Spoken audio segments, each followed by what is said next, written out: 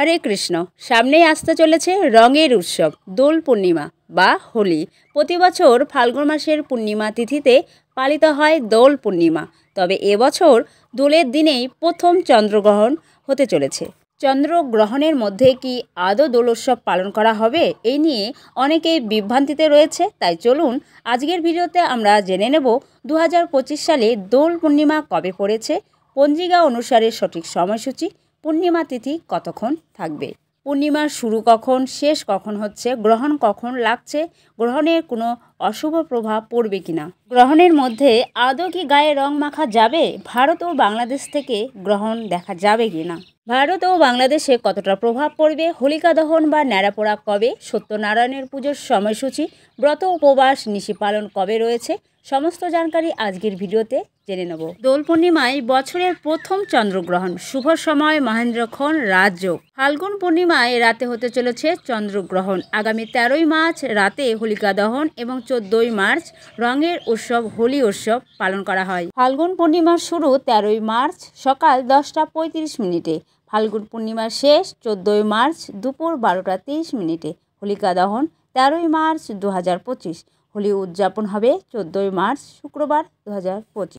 হোলিতে চন্দ্রগ্রহণের সময়সূচি 14ই মার্চ সকাল 9টা 29 থেকে বিকাল 3টা 29 পর্যন্ত এটি চন্দ্রগ্রহণ অনুষ্ঠিত হবে।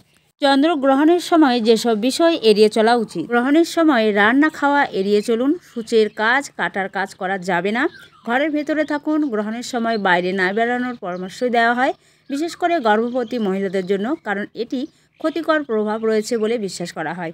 ধর্মীয় কার্যকলাপ এড়িয়ে চলুন, গ্রহণের সময় পূজা পাঠ ভগবানকে স্পর্শ করা যাবে না, গর্ভবতী মায়েরা ঘুমাবেন না, গ্রহণের সময় ঘুমানোর জন্য স্বাস্থ্যের উপর নেতিবাচক প্রভাব ফেলে।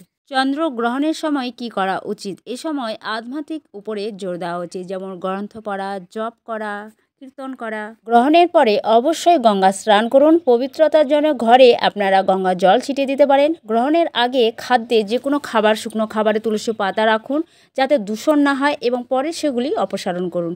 দোল খেলতে পারবেন কিনা? যেদিন চন্দ্রগ্রহণ হবে অর্থাৎ 14ই মার্চ শুক্রবার, সেদিন দোল উৎসব উদযাপন করা হবে। তাহলে কি দোল উৎসবে চন্দ্রগ্রহণের কোনো প্রভাব পড়বে?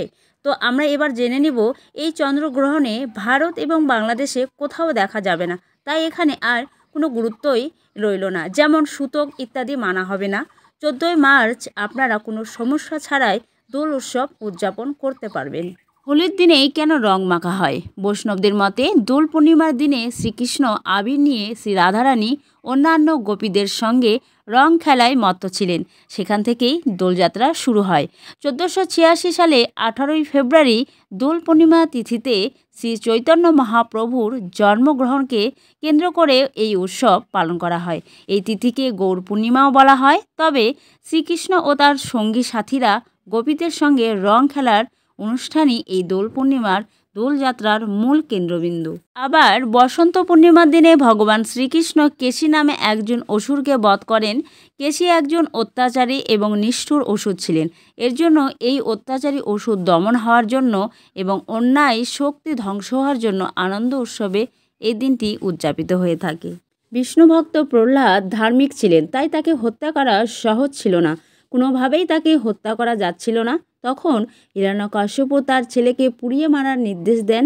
অন্যদিকে হোলিকা আগুনে কোনো ক্ষতি হবে না এমন বর পেয়েছিলেন ব্রহ্মার কাছ থেকে, তাই প্রহ্লাদকে হত্যা করার জন্য হোলিকার সিদ্ধান্ত নেয় সে প্রহ্লাদকে নিয়ে আগুনে ঝাঁপ দেবে এবং সে প্রহ্লাদকে কোলে নিয়ে একদিন আগুনে ঝাঁপ দেয়।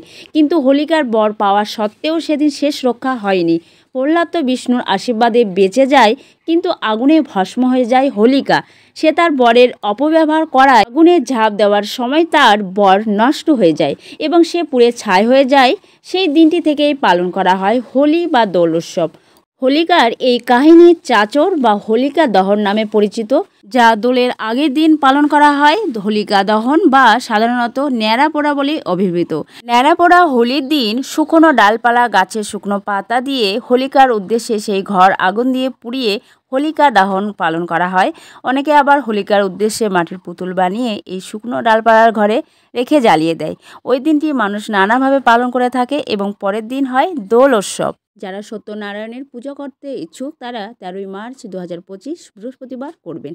প্রদোষকাল থাকবে সন্ধ্যা 5টা 39 থেকে রাত্রি 7টা 15 মধ্যে। এবার আসা যাক গুরুত্বপূর্ণ বিষয় নিয়ে। দোল পূর্ণিমার সময়ে যেহেতু বছরের প্রথম চন্দ্রগ্রহণ হতে চলেছে, ভারতীয় সময় অনুসারে যেহেতু সকালেই গ্রহণ লাগছে, সেজন্য চন্দ্রগ্রহণ দেখা যাবে না বা গ্রহণের কোনো কুপ্রভাব ভারত বা বাংলাদেশে পড়বে না। তাই হোলি উৎসব বা দোল পূর্ণিমা পালন করা যাবে। বছরের প্রথম চন্দ্রগ্রহণ ভারতে না দেখা গেলেও উত্তর দক্ষিণ America, Europe, Australia, Africa, Asia বিভিন্ন দেশগুলিতে দৃশ্যমান হবে। দোল পূর্ণিমার দিনটি শুরু করুন ভগবান শ্রীকৃষ্ণের দর্শন আরতিতে। তো আজকের ভিডিও এখানে শেষ করছি। যদি ভিডিওটি হেল্পফুল মনে হয় তাহলে লাইক কমেন্ট করতে যেন ভুলবেন না। আবার দেখা হবে নতুন কোনো ভিডিওর সাথে। সেই সমস্ত ভিডিও দেখতে চ্যানেলটি সাবস্ক্রাইব করে সাথে থাকবেন। ভিডিওটি ভালো লাগলে বন্ধুবান্ধব, আত্মীয়স্বজন সকলের কাছে শেয়ার করবেন। সকলকে জানাই শুভ দোল পূর্ণিমার শুভেচ্ছা। হরে কৃষ্ণ।